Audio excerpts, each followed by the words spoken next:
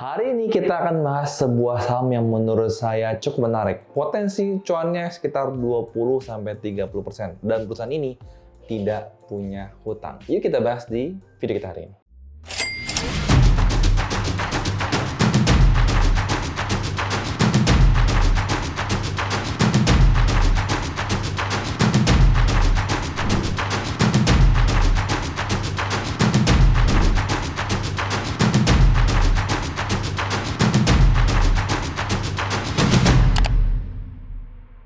Halo, salam kenal. Nama saya Yusuf Arifin Yusuf, iklan yang baru pertama kali main ke channel ini. Di channel ini saya bisa sharing tentang pasar saham, tentang properti, tentang bisnis, maupun seputar tentang investasi. Dan hari ini saya akan sharing mengenai pendapat saya, sudut pandang saya tentang saham RALS atau saham Ramayana. Yuk kita bahas dengan laptop. Pertama-tama, saham RALS ini sudah saya jual semuanya pada tanggal 19 April 2022. Waktu saya jual di harga Rp730. Dan per video hari ini saya bikin pada tanggal 30 Juli 2022, harga saham ini lagi di Rp580. Ya, kita bayangin kalau misalkan harga 580 ya, itu bisa lagi naik ke harga kita jual, yaitu di harga 730. Ya, kurang lebih seperti ini, maka potensi keuntungan kita ada di 25%. Tadi kan saya bilang kan 20-30%. Apalagi kalau bisa naik ke atas nih ya, bisa untung sekitar 30-an%. Waktunya saya nggak tahu berapa, tapi ya ini kan hanya prediksi. Nah, bagaimana dengan kinerja perusahaannya? Kita harus lihat dulu. Kinerja adalah bagian terpenting daripada seluruh bisnis. Nah, sekarang saya akan mengajak kalian ke rata-rata PBV RALS pada 5 tahun terakhir ya. Kita bisa lihat sekarang PBV-nya itu di 1,13 kali. Sedangkan rata-rata pada 5 tahun terakhir itu 1,81 kali. Jadi ya masih ada margin of safety itu sekitar 37,57% ya. Sedangkan kita bisa lihat ya upside potensial 60,17%. Jadi menurut saya ya nggak usah muluk-muluk lah, 20-30% menurut saya itu nggak akan lari di RALS ini. Dan apabila kita menggunakan price to earning method, ya kita menggunakan aplikasi Stockbit lagi, ya di sini adalah ya harga sekarang di 580, targetnya harus di 1400. Ya nggak usah muluk-muluk lah, baik aja ke 730-an tadi, kita bisa cuan sekitar 25% ya, 25%-an nah gitu ya. Nah sekarang kita yang terpenting adalah bagaimana dengan kinerjanya, ya kita akan lihat kinerja si RALS ini. Ya, pertama-tama kita lihat dulu bagaimana tentang balance sheet-nya, bagaimana tentang neracanya ya. Punya cash 1,692 triliun, tidak punya hutang bank jangka pendek maupun jangka panjang. Dari dulu ya saya suka RLS sekarang ini gitu ya. Dan kita bisa lihat juga bagaimana tentang cash from operation-nya, kita bisa lihat ya. Itu mendapatkan plus 458 miliar. Jadi menurut saya ini juga nggak ada masalah. Free cash flow-nya trailing 12 month juga plus, jadi menurut saya ini juga bagus ya, masih bisa menghasilkan positif cash flow. Nah ini kita lihat ya, itu adalah net income nih, kita lihat di laba bersihnya. Ya ini 2020 sangat kena dampak sekali RLS, kita bisa lihat ya, cuman plus 13 miliar, rugi 8 miliar, rugi 101 miliar, rugi 44 miliar. Ya tapi saat itu mereka tidak bagi dividen, jadi mengurangi pengeluaran mereka. 2021 ya masih ada minusnya 2 kali di kuartal pertama dan kuartal ketiga. Lalu kita bisa lihat ya, semenjak kuartal 4 2021, kita bisa lihat di kuartal pertama 2022 ya mulai plus dengan 30 miliar, dan ini adalah high seasonnya Ramayana ya di 256 miliar karena saat lebaran ya, dan bisa menghasilkan cukup bagus 256 miliar, dan pendapatan mereka waktu itu di 1,2 triliun.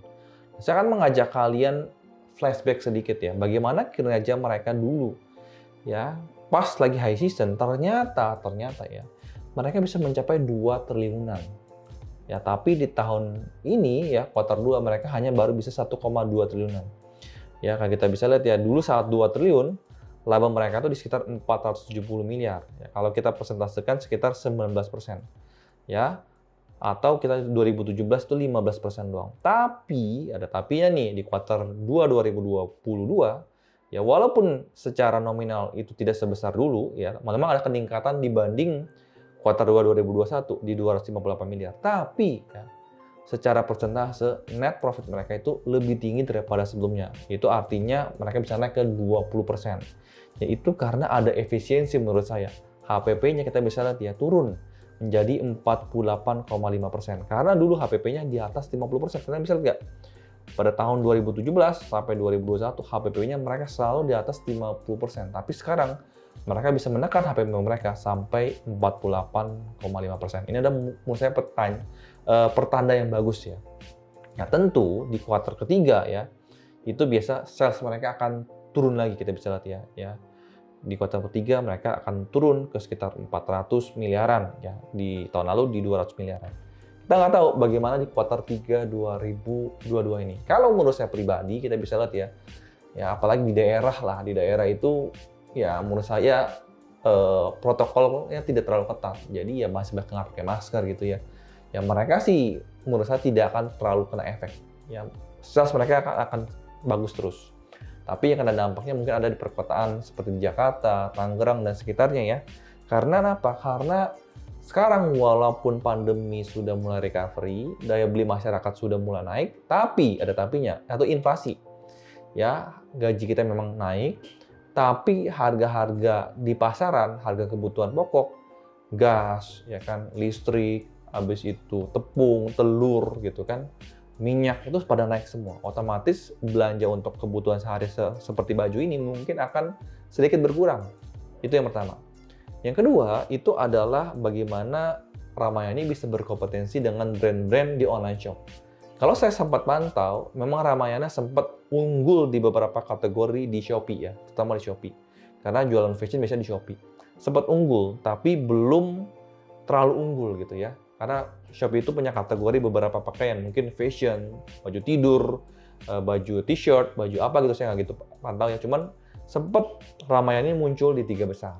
Ya, tapi brand-brand seperti Erigo, seperti brand-brand yang lain itu mungkin cukup unggul dibandingin daripada Ramayana. Nah, tapi tentu Ramayana terus melakukan inovasi-inovasi supaya mereka nggak ketinggalan zaman. Kalau nggak ya mereka nggak mungkin masuk ke Shopee juga gitu kan. Tapi harapan saya ya di kuartal ketiga 2022 itu mereka bisa kembali tancap gas ya. Mudah-mudahan kinerja lebih baik daripada tahun-tahun sebelumnya. Yang menurut saya ini adalah sebuah perusahaan yang potensinya bisa untung 20-30%. Tapi sekali lagi, ada resikonya. Ya, resikonya adalah ternyata kalau misalkan kuartal 3 2022 kinerja nggak bagus gitu ya, balik lagi minus gitu ya, ya tentu mungkin harganya bisa bahkan lebih turun daripada harga sekarang. Bisa aja turun ke 500, ke 400, kita nggak tahu. Jadi jangan pikir ada harga itu terlalu murah. Ya, selama kinerjanya jelek, harganya itu akan bisa turun terus. Saya mau contoh misalkan seperti Gudang Garam, seperti HMSP, ya kan, seperti Mayora, seperti S1 sekarang turun terus. Kenapa? Karena ya kinerjanya itu memburuk gitu loh. Jadi jangan pikir wah udah murah. Dulu Gudang Garam harganya 60.000, sekarang cuma 20.000 lebih gitu ya. Ya misalkan ambil contoh lagi, misalkan harga S1 dulu 1.200, sekarang cuma 700, udah murah ya. Selama kinerjanya buruk, itu bukan murah. Tapi memang lagi jelek aja gitu ya. Jadi jangan pikir harganya itu udah murah. Kalau memang kualitasnya tidak bagus, ya berarti ini bukan murah gitu. Memang hasilnya nggak bagus. Itu adalah pendapat saya pribadi ya. Kita bisa tukar pendapat di kolom komentar. Apabila kalian suka video ini, bisa support saya dengan tekan tombol like, tekan tombol subscribe, lonceng tekan, agar apabila saya keluar video baru, kalian bisa langsung ternotifikasi. Kalian juga bisa main ke Instagram saya di Yusuf Arif bin Yusuf. Saya sering sharing tentang pasar saham di Instagram saya. Sampai ketemu di video berikutnya. Salam cuan dan bye-bye.